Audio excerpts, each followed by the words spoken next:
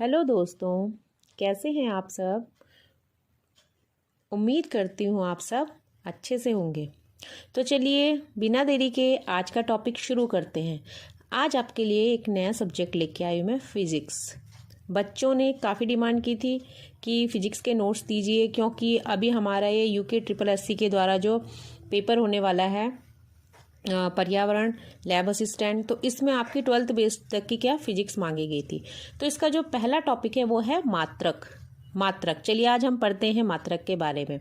तो मात्रक को हम क्या कहते हैं, यूनिट कहते हैं। ठीक है, मात्रक होता क्या है, किसी राशि के मापन के निर्देश को हम क्या कहते हैं कि मानक को हम मात्रक कहते हैं। अब देखिए यहाँ पे से क्या है कि एक एक नंबर के काफ़ी क्वेश्चंस पूछे जाते हैं। तो आप सबसे पहला मेरा क्वेश्चन ये है, इसमें आपको बताती हूँ मैं कि प्राकृतिक जगत का जो मूल विज्ञान है वो कौन सा है, भौतिक विज्ञान है। बाकी जो विज्ञान बनाए गए हैं वो भौतिक विज्ञान के आधार पर ही बनाए गए हैं। ठीक है, तो इसे याद कीजिएगा, क्योंकि यह है कि आजकल पता नहीं चल रहा है कि कहाँ से आयोग क्वेश्चन दे देता है, तो सब कुछ पढ़ना पड़ेगा। अब चलिए, जहाँ मात्रक की बात कर रहे थे, तो मात्रक कितने प्रकार के होते हैं। तो जो मतलब मेन रूप से होते हैं मात्रक, दो प्रकार के होते हैं। पहला होता है मूल मात्रक और दूसरा होता है व्युत्पन्न मात्रक। मूल मात्रक को हम फंडामेंटल यूनिट भी बोलते हैं और व्युत्पन्न होता है डिराइव्ड यूनिट। तो एसआई पद्धति जो है, आपने सुना होगा, एसआई पद्धति सुना होगा, सिस्टम। ठीक है ना, आपने क्या सुना, आपने एसआई पद्धति, जो इंटरनेशनल सिस्टम ऑफ यूनिट्स होती है वो क्या होती है, एसआई पद्धति होती है। ठीक है ना, तो इसमें मूल मात्रकों की संख्या कितनी है, 7 मूल मात्रक है इसमें। इसके लिए मैंने आपके लिए एक छोटी सी ट्रिक भी बनाई है 7 मात्रक आपको याद करने के लिए। आप इसे 4-5-10 बार रिपीट करेंगे तो आपको ये खुद ब खुद याद हो जाएगा। तो आप ट्रिक देखिए, ट्रिक है आपकी माँ का कसम। माँ कसम से आप याद रखिएगा, के को हमको 3 बार रिपीट करना है, माँ कसम। ठीक है, माँ कसम। तो M फॉर हो गया आपका मीटर, A फॉर हो गया आपका एम्पियर, K फॉर हो गया आपका किलोग्राम, K फॉर हो गया आपका केल्विन। तीसरे K4 जो है इसमें, इसका मतलब हो गया आपका कैंडिला। S फॉर हो गया आपका second, and last M for हो गया आपका मोल। ठीक है, तो चलिए पहले मात्रक की बात करते हैं। पहला आपका मीटर। तो मीटर किसका मात्रक है, मीटर है आपका लंबाई का मात्रक। ठीक है, किलोग्राम द्रव्यमान का मात्रक है। सेकंड समय का मात्रक है। केल्विन ताप का मात्रक है। एम्पियर विद्युत धारा का मात्रक है। कैंडिला ज्योति तीव्रता, मोल पदार्थ की मात्रा। ठीक है, अब देखिए आपने अभी पढ़े मूल मात्रक। आपको मैंने बताया कि जो मूल मात्रक थे उनका जो एक आपके लिए ट्रिक बनाई थी वो बहुत बहुत बहुत इजी बनाई है, माँ कसम। आप उसको 5, 7, 8, 10 बार रिपीट जरूर कीजिएगा, आपको ज़रूर याद होगा। चलिए, अब सेकंड है आपका व्युत्पन्न मात्रक। व्युत्पन्न जैसे नाम से ही पता चल रहा है, किसी और मात्रक पे निर्भर करेंगे ये। ठीक है, उत्पन्न हुए हैं किसी दूसरे, तो ये वे मात्रक होते हैं जो कि मूल मात्रकों पर निर्भर करते हैं, व्युत्पन्न मात्रक कहलाते हैं। तो देखिए, व्युत्पन्न मात्रक आपके पास 3 प्रकार के हैं। पहला बल, कार्य और श्यानता का। ठीक है ना, तो बल का मात्रक है न्यूटन, कार्य का मात्रक है जूल और श्यानता का मात्रक है पॉइज। इसकी एक छोटी सी ट्रिक मैंने आपके लिए बनाई है, एनजेपी। इसे आप बीजेपी पार्टी सबको पता है, मोदी जी की पार्टी है बीजेपी, तो इससे आप याद रख सकते हैं। बी की जगह में आपको सिर्फ एन लगाना है, एनजेपी पूरक मात्रक।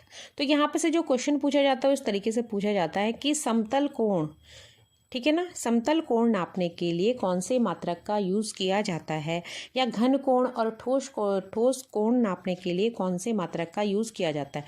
तो सबसे पहला आपका देखिए 2 पूरक मात्रक है, रेडियन और स्टेरेडियन। तो जो रेडियन है इसका यूज़ तो किया जाता है समतल कोण नापने के लिए, और जो स्टेरेडियन है इसका यूज़ किया जाता है घन कोण और ठोस कोण को नापने के लिए। ठीक है, चलिए अब जरा थोड़ा सा एक्स्ट्रा पॉइंट भी थोड़े से देख लेते हैं। एक्स्ट्रा पॉइंट में ये है कि जो आपका ये ताप है, ताप टेम्परेचर होता है ना, टेम्परेचर, तो इसका क्या है, इसका एक पुराना मात्रक भी था। टेम्परेचर का, ताप का जो पुराना मात्रक था वो था डिग्री सेंटीग्रेड, और आज हम इसको जो न्यू इसका मात्रक है वो है डिग्री सेल्सियस। लिखते हम सेम ऐसे ही हैं, लेकिन डिग्री सेंटीग्रेड इसको पहले बोला जाता था और अब बोला जाता है डिग्री सेल्सियस। ओके। आवृत्ति, जैसे आवृत्ति को हम पहले नापते थे कंपन प्रति सेकंड में, और आज हम नापते हैं इसे हर्ट्ज में। ज्योति तीव्रता को हम कैंडल शक्ति CP, ठीक है ना, कैंडल पावर, और अब क्या है कैंडिला, C और D, CD लिखते हैं इसको। चलिए ये थोड़ा सा एक्स्ट्रा पॉइंट है, क्योंकि ये है कि आजकल देखिए क्वेश्चन कहीं से भी पूछे जा रहे हैं, तो इसलिए हमें सारा पढ़ना जरूरी है। अब देखिए लंबी दूरियों के मात्रक, प्रकाश वर्ष। प्रकाश वर्ष ऐसा है ना कि इतनी बार आ चुका है, इतनी बार आ चुका है, इतनी बार आ चुका है, एग्जाम में बहुत बार आ चुका है, तो आप इसको जरा ढंग से देखिएगा। जो प्रकाश वर्ष से दूरी का मात्रक है, वहाँ पर पूछा जाता है कि प्रकाश वर्ष किसका मात्रक है, तो प्रकाश वर्ष दूरी का मात्रक है। ठीक है, तो एक प्रकाश वर्ष बराबर होता है आपका 9.46 × 10⁻15 मीटर। ओके, ये आप लर्न कीजिएगा। सेकंड है आपका दूरी नापने की सबसे बड़ी इकाई पूछी जाएगी आपसे, कि जो दूरी नापने की सबसे बड़ी इकाई है, आपको ऑप्शन प्रकाश वर्ष भी दिया जाएगा, पारसेक भी दिया जाएगा, और बहुत सारे ऑप्शन, 4 ऑप्शन देते हैं, तो उसमें कोई भी दे सकते हो।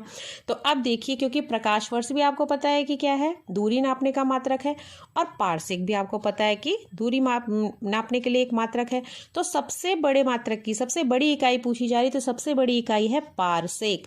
एक पारसेक में आपका 3.26 प्रकाश वर्ष होता है, और अगर इसको हम मीटर में चेंज करेंगे तो 3.08 × 10⁻16 मीटर। ओके, चलिए अब थोड़ा ये देख लेते हैं। CGS पद्धति पढ़ी होंगी आप लोगों ने, CGS पद्धति। तो देखिए CGS पद्धति की फुल फॉर्म क्या है, centimetre, gram and second. Okay, CGS पद्धति में जो बल का मात्रक है, अगर हम सेंटीमीटर, ग्राम और सेकंड में देखें CGS पद्धति में बल का मात्रक, तो वो है डाइन। और SI पद्धति, अभी मैंने आपको थोड़ी देर पहले पढ़ाया है SI पद्धति, तो उसमें बल का मात्रक क्या है, न्यूटन। ठीक है, CGS पद्धति में कार्य का मात्रक, CGS पद्धति में कार्य का मात्रक है अर्ग, और SI पद्धति में जो कार्य का मात्रक है वो है जूल। चलिए दोस्तों, आज के लिए इतना काफ़ी है। आप इस वीडियो को 2-3 बार देखेंगे तो आपको बहुत जल्दी ये याद हो जाएगा। चलिए, धन्यवाद।